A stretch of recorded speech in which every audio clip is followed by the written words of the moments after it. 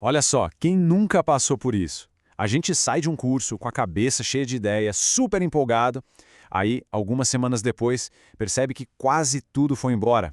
Parece que o conhecimento, sei lá, escorreu pelos dedos. É uma frustração enorme, né? E pode acreditar, isso acontece com todo mundo. Então, por que será que isso acontece, hein? Essa frustração que tanta gente sente não é por acaso, não. Na verdade, ela aponta para uma falha bem no centro da forma como a gente costuma aprender. E se o problema não for a nossa memória, mas sim o método? A boa notícia é que sim, tem um jeito de virar esse jogo. Beleza, então vamos cavar um pouco mais fundo para entender a raiz do problema. O material que a gente está analisando hoje basicamente divide o aprendizado em dois tipos. De um lado, tem aquele modelo tradicional, sabe? Que podemos chamar de dirigido por outros. É um esquema bem passivo. Alguém impura o conteúdo, define o caminho e o resultado, bom, a gente já sabe. A maior parte vai para o esquecimento. Mas aí, do outro lado, tem o aprendizado autodirigido. E aqui a parada é totalmente diferente. É um processo ativo. A própria pessoa vai lá e puxa o conhecimento que precisa. Desenha a sua jornada. E o resultado é um conhecimento que, esse sim, fica. Então a gente começa a perceber que a solução não é procurar um curso melhor, mas sim mudar a nossa mentalidade. É sobre abraçar de vez esse poder da autodireção. Exatamente aqui que a gente começa a destravar um tipo de aprendizado que, de fato, fica. Tá, mas o que é essa tal de aprendizagem autodirigida na prática? Pensa assim, é como ser o piloto do próprio avião da educação.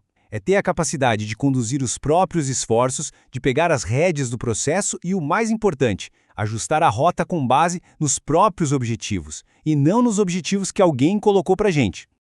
E aqui, olha, tem um ponto que é fundamental e que o material deixa bem claro. Ser autodirigido não significa ser um lobo solitário, um autodidata isolado, aprendendo tudo sozinho numa caverna. Nada a ver.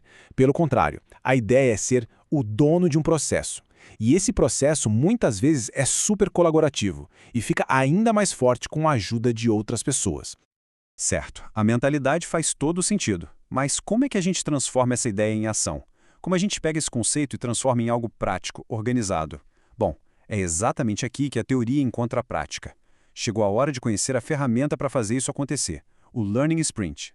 A inspiração para isso vem lá do mundo da tecnologia, sabe? Dos métodos ágeis. Então, a gente pode pensar no Learning Sprint como se fosse um projeto de aprendizado mesmo. Ele tem começo, meio e fim, tudo bem definido.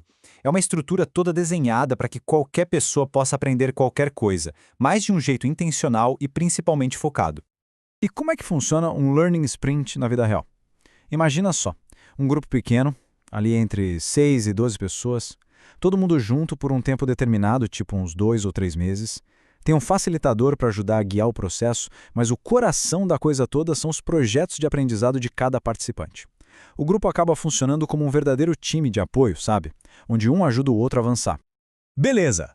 Agora vamos dar uma olhada no roteiro, no passo a passo. Todo Learning Sprint segue um caminho bem definido. É um processo que se divide em 4 fases, bem claras e lógicas. Vamos passar por cada uma delas. Essa jornada tem um roteiro bem claro. Primeiro passo, definir o projeto. Ou seja, o que exatamente a pessoa quer aprender. E mais importante ainda, por quê?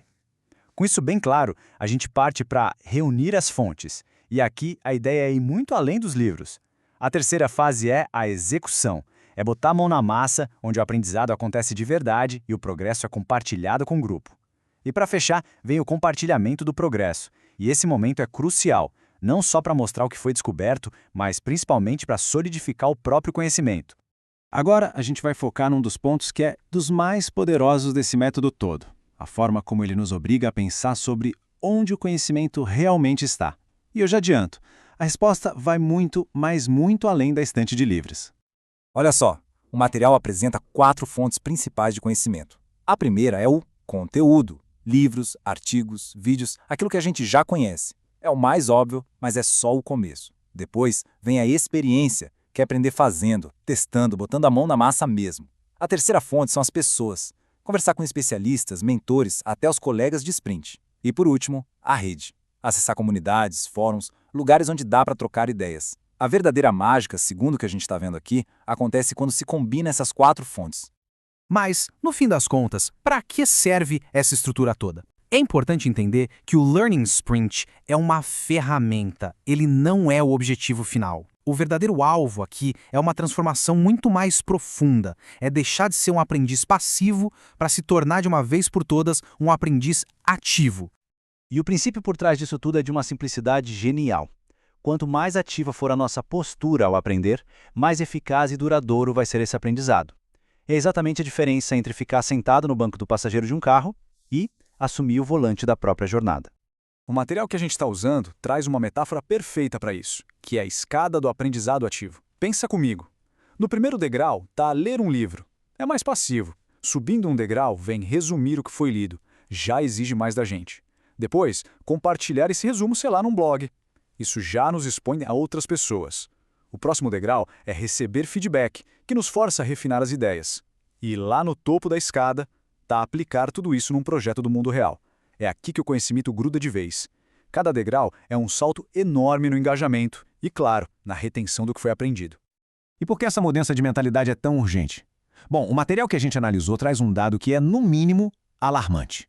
Em média, só 16% do que se aprende num treinamento corporativo tradicional é de fato aplicado no trabalho. Pensa nesse número, 16%. É a prova cabal de que o modelo passivo simplesmente é um baita desperdício de tempo e de recursos.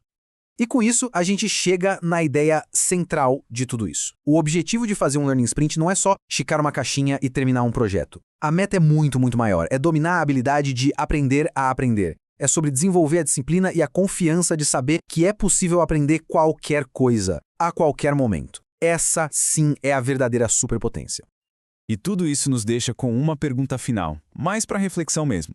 Depois de conhecer essa estrutura toda, se fosse para começar um projeto de aprendizado intencional hoje, qual seria o tema? Sobre o que seria o próximo Learning Sprint? O que, para cada um, valeria a pena aprender de verdade?